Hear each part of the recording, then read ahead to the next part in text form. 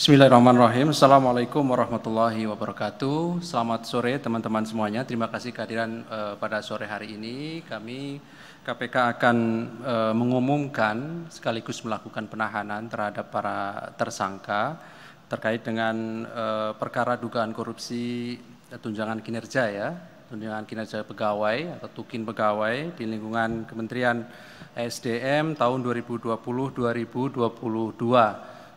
Yang sebagaimana sudah kami sampaikan kepada teman-teman bahwa KPK saat ini sedang melakukan proses penyidikan perkara dimaksud dan sekali lagi pasti kami akan sampaikan kepada teman-teman, kepada masyarakat terkait dengan siapa yang ditetapkan sebagai tersangka, termasuk konstruksi perkara secara utuh dan lengkap ketika proses penyidikan cukup dan dilakukan penahanan terhadap para tersangkanya. Sore hari ini KPK melakukan penahanan terhadap para tersangka dimaksud dan nanti akan dijelaskan konstruksi perkara tersebut oleh pimpinan. Hadir sore hari ini Pak Ketua dan juga pelaksana tugas Deputi Penindakan KPK Pak Asep. Seperti biasa setelahnya kami beri kesempatan teman-teman untuk bertanya. Kita fokuskan terlebih dahulu untuk pertanyaan-pertanyaan yang terkait dengan perkara ini. Sekaligus juga mengingat waktu, saya kira nanti teman-teman pertanyaan bisa kita efektifkan sehingga kita bisa optimal menggunakan waktu yang tersedia mengingat sholat maghrib dan lain-lainnya. Baik, kami silakan Pak Ketua untuk menyampaikan beberapa poin terkait dengan perkembangan dari perkara dimaksud. Assalamualaikum warahmatullahi wabarakatuh. Selamat sore, selamat malam kepada rekan-rekan. Salam sejahtera untuk kita semua. Om Swastiastu, salam sejahtera, salam namo buddhaya, salam kebajikan. Yang saya hormati rekan-rekan media, wartawan, jurnalis dimanapun berada, baik yang hadir di Gedung Merah Putih maupun yang mengikuti dengan jalur kanal YouTube KPK dan segenap anak bangsa dimanapun berada. Pada sore hari ini perkenankan kami, pimpinan KPK dan segenap insan KPK akan menyampaikan proses penanganan perkara dugaan tindak pidana korupsi terkait dengan pembayaran tunjangan kinerja pegawai di lingkungan Kementerian Energi dan Sumber Daya Mineral tahun 2020 sampai dengan tahun 2022.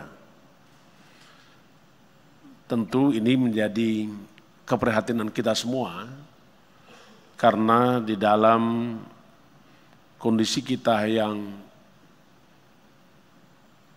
baru saja selesai keluar dari pandemi COVID-19, bahkan kejadian ini pun masih dalam tahap COVID-19 2020-2022. Karena itu kami akan sampaikan selengkapnya sebagai berikut.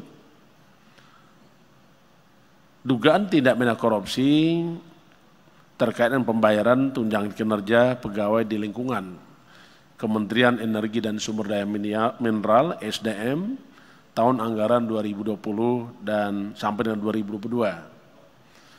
Berawal dari informasi laporan masyarakat dan kami pastikan setiap laporan masyarakat pasti akan ditindaklanjuti oleh KPK.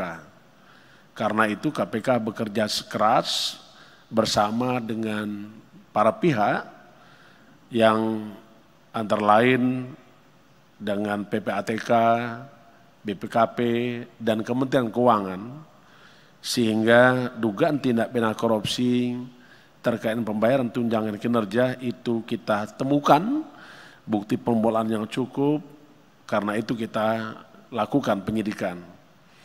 Dan berdasarkan hasil pemeriksaan dan alat bukti yang ada 10 orang yang kita mintain pertanggungjawaban sebagai tersangka. Antara lain pertama PAG, pekerjaan sebagai subbagian pembendaharaan PPSPM di Kementerian SDM. Yang kedua NHS, pejabat pembuat komitmen. Yang ketiga LMS, staf PPK. Yang keempat adalah A, bendahara pengeluaran. Yang kelima adalah CHP, bendahara pengeluaran. Yang keenam HP, PPK. Yang ketujuh BA, yaitu operator SPM. Yang kedelapan adalah H, penguji tagihan. Yang kesembilan RA, yaitu PP ABK, ABP. Yang ke-10 adalah MEP, pelaksana verifikasi dan perekaman akuntansi. Dalam rangka kepentingan penyidikan, KPK melakukan penahanan terhadap, untuk saat ini ya kita tahan 9 orang, dengan masa tahanan pertama 20 hari ke depan, terhitung 15 Juni sampai dengan 4 Juli 2023. Yaitu pertama tersangka RA, HP, PAG, NHS, BA, dan H dilakukan penahanan di rumah tahanan negara KPK Pondam Jaya, Guntur. Yang kedua tersangka CHP, MF dilakukan penahanan di rumah tahanan negara KPK di Gedung Merah Putih. Selanjutnya tersangka LFS dilakukan penahanan di rutan KPK di Gedung Pusat Edukasi Anti Korupsi. Sedangkan satu lagi tersangka lainnya atas nama A masih perlu dilakukan pemeriksaan kesehatannya, dan untuk itu KPK telah bekerja sama dengan rumah sakit yang merawat, termasuk juga dengan PB Ikatan Dokter Indonesia. Karena prinsipnya kita sungguh-sungguh mengedepankan menjunjung tinggi hak asasi manusia. Tetapi nanti kalau seandainya memungkinkan untuk dilakukan penahanan, tentu kita tunggu hasil pemeriksaan dari rumah sakit maupun dari ID. Adapun konstruksi perkaranya sebagai berikut. Kementerian SDM merealisasikan pembayaran belanja pegawai berupa tunjangan kinerja dengan total sebesar 224.938.176 rupiah selama tahun 2020 sampai dengan 2022. Selama periode tersebut, para pejabat pembendaharaan serta pegawai lainnya di lingkungan bagian keuangan Direktorat Jenderal Mineral, yakni tersangka LFS dan kawan-kawan 10 orang lainnya, diduga telah melakukan manipulasi dan menerima pembayaran tunjangan kinerja yang tidak sesuai dengan ketentuan hukum dan peraturan perundang-undangan. Bahwa dalam proses pengajuan anggarannya diduga tidak disertai dengan data dan dokumen pendukung, serta melakukan manipulasi, diantaranya melakukan pengkondisian daftar rekapitulasi pembayaran dan daftar nominatif, di mana tersangka PAG meminta kepada tersangka LFS agar dana diolah untuk kita-kita dan aman.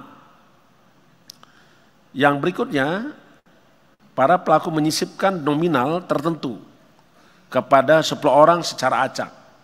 Di samping itu, juga melakukan pembayaran secara ganda atau lebih kepada seorang atau 10 orang yang telah ditentukan. Jadi ini adalah modus operandi dilakukan oleh para pelaku. Sehingga dari jumlah tunjangan kinerja yang seharusnya dibayarkan sebesar 1.333.928.153 rupiah. Namun pada faktanya yang dibayarkan sebesar 29 miliar 3 juta rupiah 205.373.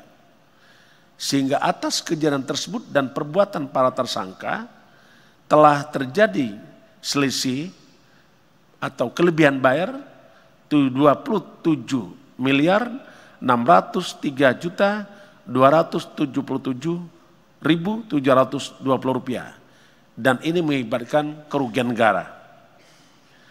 Selisih pembayaran tersebut diduga diterima dan dinikmati oleh para tersangka, baik tersangka PAG sebesar 4,75 miliar, NHS sebesar 1 miliar, LFS sebesar 10,8 miliar, A sebesar 350 juta, CHP sebesar 2,5 miliar, HP sebesar 1,4 miliar, BA sebesar 4,1 miliar, H sebesar 1,4 miliar, RA sebesar 1,6 miliar, MFV sebesar 900 juta. Bahwa uang yang diperoleh oleh para tersangka tersebut kemudian diduga digunakan diantaranya untuk keperluan sebagai berikut. Yang pertama, pemeriksa BPKP, pemeriksa BPK RI sejumlah 1 miliar 35 juta. Dana taktis untuk operasional kegiatan kantor, keperluan pribadi diantaranya untuk kerjasama, umroh, sumbangan nikah, THR, pengobatan, serta pembelian aset berupa tanah, rumah, indoor poli, mes atlet, kendaraan, serta logam mulia. Dengan adanya penyimpangan tersebut, maka telah diduga telah terjadinya suatu perbuatan yang mengakibatkan kerugian negara atau keuangan negara sekurang-kurangnya sebesar 27 miliar 603 juta 277.720 rupiah. Hingga saat ini KPK telah menerima pengembalian uang sebesar 5,7 miliar dan uang logam seberat dan logam mulia seberat 45 gram sebagai salah satu upaya KPK mengembalikan aset recovery atau kerugian negara. Atas perbuatan para tersangka disangkakan melanggar pasal 2 ayat 1 atau pasal 3 Undang-Undang Republik Indonesia tahun nomor 31 tahun 1999 tentang pemberantasan tindak pidana korupsi sebagaimana telah diubah dengan Undang-Undang Republik Indonesia nomor 20 tahun 2001 tentang perubahan atas Undang-Undang Republik Indonesia nomor 31 tahun 1999 tentang pemberantasan tindak pidana korupsi yonto pasal 55 ayat 1 ke 1 KUHP. KPK dalam kesempatan ini menyampaikan ucapan terima kasih dan apresiasi kepada masyarakat yang selama ini telah memberikan bantuan kepada KPK. KPK juga menyampaikan ucapan terima kasih kepada kementerian lembaga dan rekan-rekan media yang sampai hari ini terus membersamai KPK dalam upaya-upaya pemberantasan tindak pidana korupsi. Sekaligus juga pada kesempatan hari ini kami ingin menyampaikan sekaligus mengingatkan bahwa setiap rupiah yang diterima oleh aparatur sipil negara ada hasil dan dari uang yang bersumber dari uang negara dan uang rakyat. Oleh karena itu, penggunaannya harus taat peraturan dan prosedur yang berlaku sebagaimana pertanggungjawaban atas amanah yang diberikan. Saya kira itu yang ingin kami sampaikan kepada rekan-rekan semua, segenap anak bangsa dimanapun berada. Mari bersatu memberantas korupsi sampai Indonesia bersih dari korupsi. Terima kasih. Saya akhiri. Wassalamualaikum warahmatullahi wabarakatuh. Om Santi Santi Santi Om. Baik, terima kasih Pak Ketua yang sudah menyampaikan perkembangan dari penanganan perkara dimaksud. KPK hari ini mengumumkan 10 orang sebagai tersangka, 9 diantaranya dilakukan penahanan rutan selama 20 hari dan 1 orang masih menjalani pemeriksaan kondisi kesehatannya lebih dahulu. Nanti kami akan sampaikan perkembangan terkait dengan tersangka A ini. Baik, kami silakan. Oke, Mas Chandra silakan. 2, Mas Edi. Oke, silakan, Mas. Iya, mau nanya. Ini kan tersangka cuma bagian keuangan. Apakah ada petinggi-petinggi lain yang masih diincar atau keterlibatannya didalami oleh KPK? Terus tadi kan disebut bahwa para tersangka ini sudah membelanjakan atau mengubah uangnya menjadi barang dan emas gitu. Nah, apakah KPK bakal menerapkan pasal pencucian uang kepada mereka? Karena kan uangnya sudah berubah menjadi barang. Kasus lain boleh sekalian? Oh ya, satu lagi terakhir yang Kementerian ESDM juga. Kan ada lagi nih kasus SDM yang kabarnya kebocoran data. Nah, ini gimana kelanjutannya? Apakah benar itu terkait dengan izin usaha pertambangan. Itu aja. Di tengah ada? Kalau nggak ada langsung Mas Hedi. Oke, ya. Selamat sore Pak Ali, Pak Ketua, Pak Asep, saya Hedi dari Kumparan. Ini juga saya mau bertanya, kurang lebih nggak beda sama Mas Chandra. Ini kan kalau dilihat dari sini yang 10 ini kayaknya ASN yang bisa dibilang cuman bawahan gitu ya Pak Ali ya, Pak Ketua.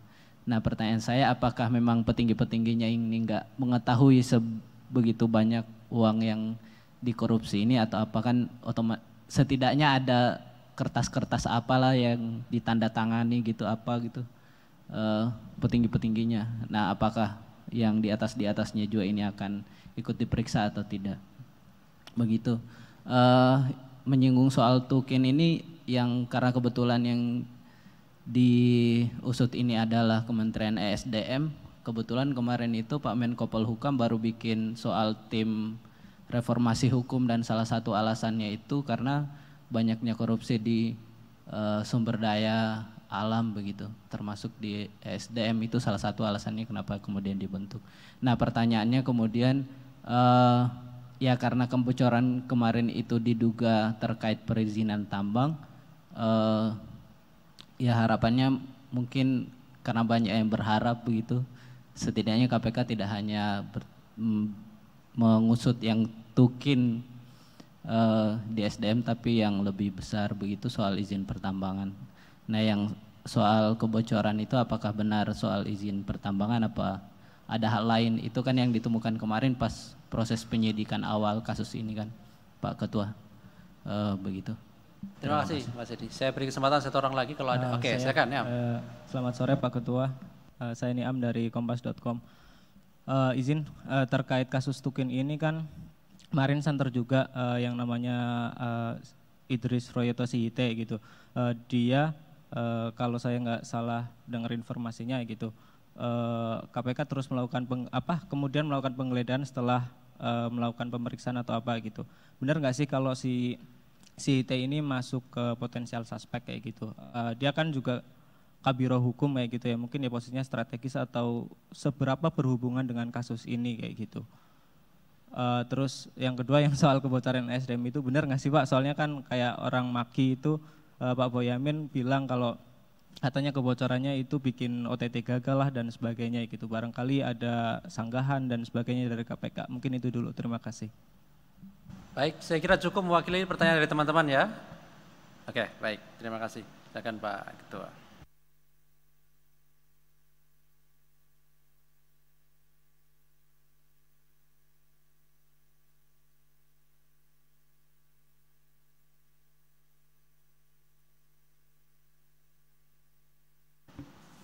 Baik, terima kasih kepada rekan-rekan yang telah memberikan respon atas penyampaian KPK terkait dengan dugaan tindak pidana korupsi, pembayaran tunjangan kinerja pegawai di lingkungan Kementerian SDM. Tadi ada beberapa pertanyaan, saya akan sampaikan satu-satu, tetapi nanti ada tambahan oleh Pak PLT Deputi Penindakan, dipersilakan. Yang pertama adalah tentu penanganan perkara korupsi itu berkelanjutan sampai dengan tuntas, setuntas-tuntasnya. Dalam hal adalah kita tahu bahwa ini tadi disebutkan melanggar pasal 2 ayat 1 ya, terkait dengan perbuatan setiap orang melakukan dengan cara melawan hukum dan menguntungkan dirinya sendiri, memperkaya dirinya sendiri, yang akibatnya adalah menimbulkan kerugian negara. Saya kira tugas pokok kita harus kembalikan kerugian keuangan negara itu. Dan itu kita lakukan. Yang berikutnya, tentu KPK selalu saja tidak hanya dengan fokus pemindahan badan, tetapi sejauh mana kita bisa mengembalikan kerugian negara serta penyelamatan aset-aset. Terkait itu, maka KPK tentu akan mengembangkan jikalau nanti ini masuk dalam tindak pidana pencucian uang, tentu kita akan lakukan. Karena sampai hari ini para pelaku korupsi itu lebih takut kalau seandainya harta aset kekayaannya dirampas oleh negara daripada dia ditahan atau dipidanakan untuk berapa tahun. Jadi saat ini adalah tidak ada pilihan lain, perkara korupsi bila mana ada alat bukti yang cukup, kita akan lekatkan, disertakan dengan tindak pidana pencucian uang. Jadi ini belum berakhir pekerjaan KPK. Yang berikutnya adalah kalau terkait dengan para pelaku, di situ disebutkan bahwa siapa saja itu pelaku. Pelaku di dalam undang-undang Kitab Undang-Undang Hukum Pidana di pasal 55 tadi disebutkan siapa pelaku, siapa yang membantu melakukan, siapa turut serta melakukan, siapa menyuruh ataupun membujuk melakukan, itu bisa kita sangkakan terhadap disebut dengan pelaku itu sendiri. Tetapi di dalam undang-undang kita sendiri, dalam Undang-Undang 31 tahun 99, termasuk juga undang-undang di atas perubahan 2019, disebutkan bahwa KPK dapat melakukan penyelidikan, penyidikan dan penuntutan terhadap tindak pidana korupsi, satu yang dilakukan oleh penyelenggara negara dan aparat penegak hukum atau pihak terkait. Yang kedua, disebutkan juga menimbulkan kerugian sekurang-kurang 1 miliar. Jadi tadi kalau dilihat bahwa kerugian negara lebih dari 27,6 miliar ya Pak Ali ya, maka itu masuk di dalam ranah sebagaimana dimaksud dalam pasal 11 Undang-Undang 19/2019 atas perubahan Undang-Undang 30 tahun 2002. Jadi itu merupakan kewenangan yang diatur dalam undang-undang bahwa KPK, jadi kalau seandainya rekan-rekan kok PNS, lihat pasal 11. Penyelenggara negara, aparat penegak hukum, atau pihak terkait dan atau menimbulkan kerugian negara sekurang-kurangnya 1 miliar. Jadi itu ya Pak ya. Itu. Yang kedua adalah tadi ada juga yang menyangkut tentang kebocoran informasi ya. Mana Pak Chandra dari mana? Masih ngikuti ya. Saya khawatir saya menjelaskan Pak Chandra sudah pulang duluan gitu. Ya. Terkait dengan dugaan adanya kebocoran informasi, kami ingin pastikan kepada rekan-rekan semua bahwa kita tetap bekerja fokus kepada pembuktian. Alat bukti yang cukup itu menjadi penting. Dan seketika ada bukti permulaan cukup, maka kita bisa mengatakan itu ada peristiwa pidana. Karena sesungguhnya penyelidikan adalah serangkaian tindakan penyelidik dalam rangka menemukan suatu peristiwa guna dilakukannya penyidikan. Itu. Yang selanjutnya, siapa yang disebut dengan tersangka? Tersangka adalah seseorang yang karena perbuatannya atau keadaannya berdasarkan bukti permulaan cukup patut diduga sebagai pelaku tindak pidana. Jadi tidak ada yang terhambat karena informasi-informasi yang disebutkan tadi. Sejauh ada bukti pasti itu. Yang berikutnya, KPK itu bekerja berdasarkan alat bukti. Jadi tidak bisa kita masuk dalam ranah perdebatan, isu ataupun dinamika di luar. Tetapi alat buktilah yang menentukan. Dan saya kira kalau terkait dengan kebocoran informasi tadi tidak relevan. Karena buktinya kita bisa ungkap kasusnya. Perkaranya bisa kita selesaikan. Kita tahan sekarang. Kalaupun tadi ada yang menyatakan apakah ada juga terkait dengan kebocoran informasi di izin usaha tambang. Tadi yang sebut ya. Nah, KPK ingin menyampaikan bahwa KPK memang telah melakukan penyelidikan terkait dengan perizinan tadi ya, perizinan IO.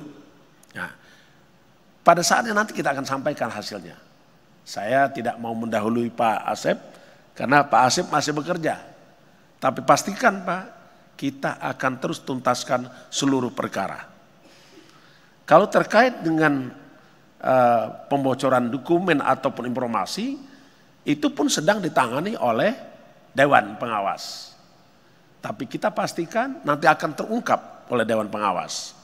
Siapa yang memberikan informasi atau data kepada pihak yang mengurus izin usaha pertambangan. Nanti akan terungkap. Di mana diberikannya. Siapa yang memberikan. Jadi gitu. Kita tidak boleh terjebak dengan isu-isu yang ataupun opini. Tapi fakta yang akan menyebutkan. Misalnya A menerima. Setelah dia menerima A, diserahkan kepada B. Tinggal kita tanya siapa yang A, siapa B, menerima dari siapa. Jadi itu yang harus dipastikan. Itulah pekerjaan KPK untuk mengungkap suatu peristiwa pidana korupsi itu. Jadi pekerjaan kita masih panjang. Pak Mario kelihatannya serius sekali. Oke. Dan ingat, pekerjaan kita selaku penyidik dan penyelidik itu diuji. Hasil penyelidikan diuji apakah sudah memenuhi syarat sebagai suatu peristiwa sehingga dapat dinaikkan sebagai penyidikan. Hasil pekerjaan penyidikan, karena dalam konsep pengertian penyidikan adalah serangkaian tindakan penyidik. Sebagaimana hukum acara mencari, mengumpulkan keterangan dan bukti-bukti. Dan dengan bukti-bukti itu akan membuat terangnya suatu peristiwa pidana dan menemukan tersangka. Setelah itu diuji lagi Pak. Diuji lagi di penuntutan. Dan ada juga proses pengujian lain yang kita kenal dengan pra-peradilan. Kita hargai semua. Karena itu KPK bekerja dengan alat bukti dan kecukupan bukti. Dan yang paling penting bahwa KPK bekerja sesuai dengan asas-asas pelaksanaan tugas pokok KPK yang diatur di dalam pasal 5 Undang-Undang Nomor 19 Tahun 2019. Di situ disebutkan antara lain kepastian hukum, kedua keadilan, keterbukaan, akuntabilitas, proporsionalitas, dan tetap menjunjung tinggi hak asasi manusia. Saya kira itu. Karena apapun yang kita kerjakan nanti diuji Pak. Enggak boleh kita rekayasa apalagi. Bikin cerita, enggak boleh. Karena yang kita sajikan ini diuji. Dan kita dipertanggungjawabkan. Baik pertanggungjawabkan secara hukum maupun juga dipertanggungjawabkan kepada yang menciptakan kita. Peradilan duniawi ada. Tapi nanti juga ada peradilan akhirat. Nah itu saya kira itu. Saya kembalikan Pak Ali ada? Baik, terima kasih Pak Ketua yang sudah respon. Cukup ya Mas Mario ya? Oh mau tambah kasus ini? Baik, silakan Mas Mario beri kesempatan Pak bertanya. Mau bertanya kasus ini Pak.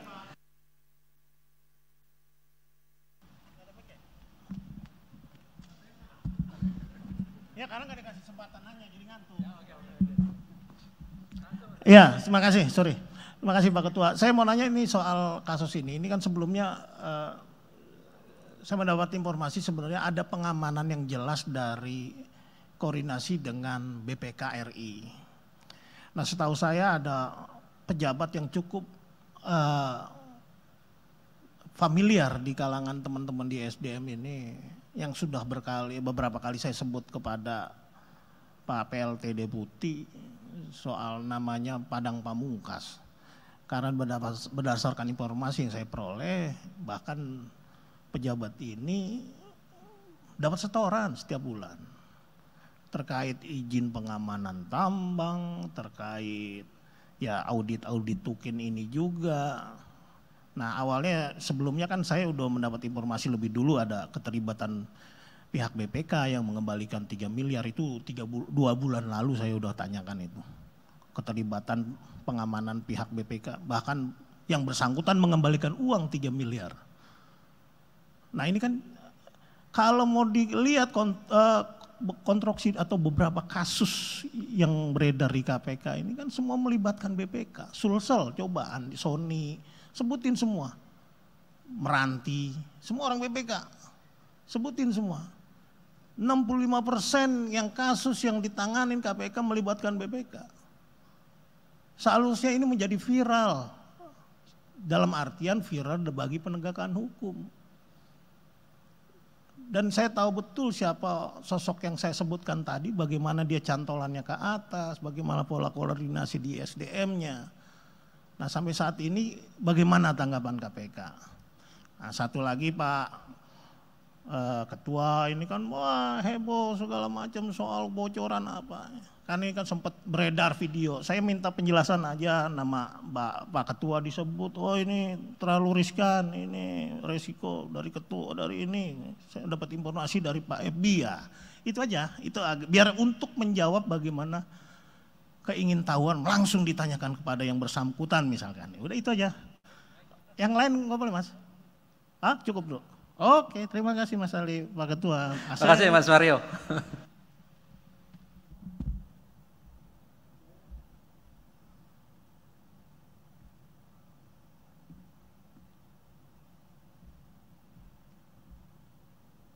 Baik, terima kasih kepada Pak Mario.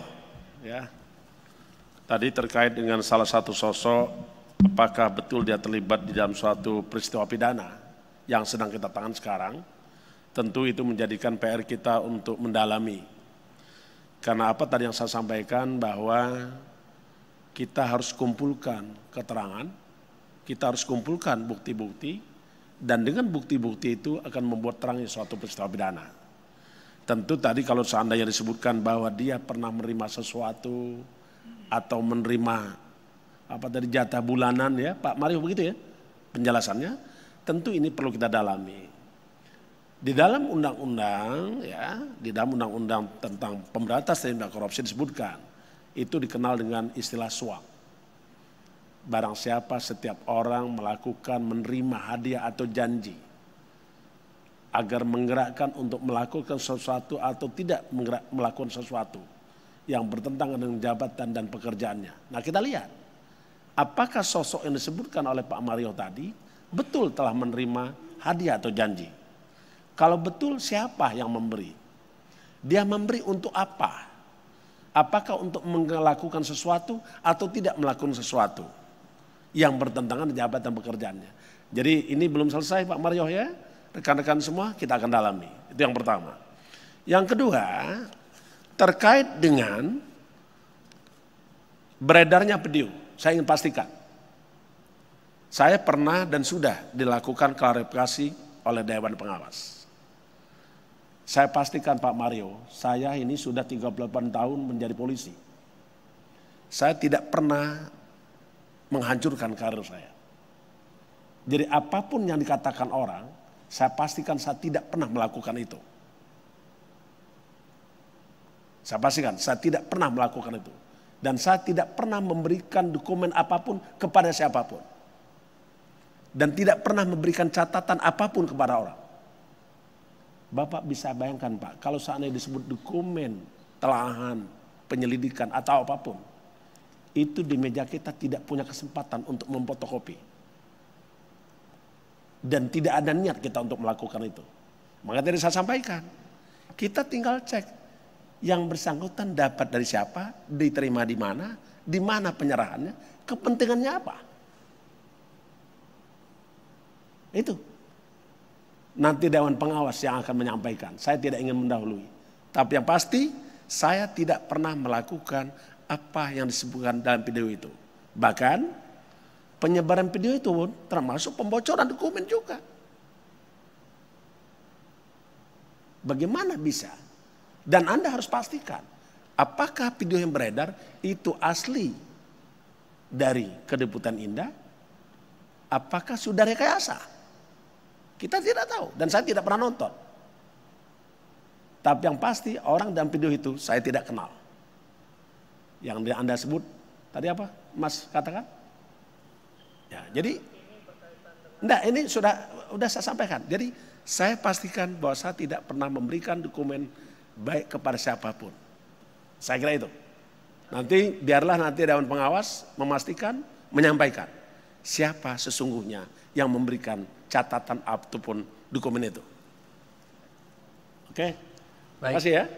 Oke. Baik, terima kasih Pak Ketua atas penjelasannya. Teman-teman, saya kira sudah cukup ya, sudah lengkap apa yang disampaikan oleh Pak Ketua tadi. Terima kasih kehadiran pada sore hari ini. Terima kasih Pak Ketua, terima kasih Pak Asep yang juga hadir tengah-tengah kita pada sore hari ini. Kami akhiri. Assalamualaikum warahmatullahi wabarakatuh.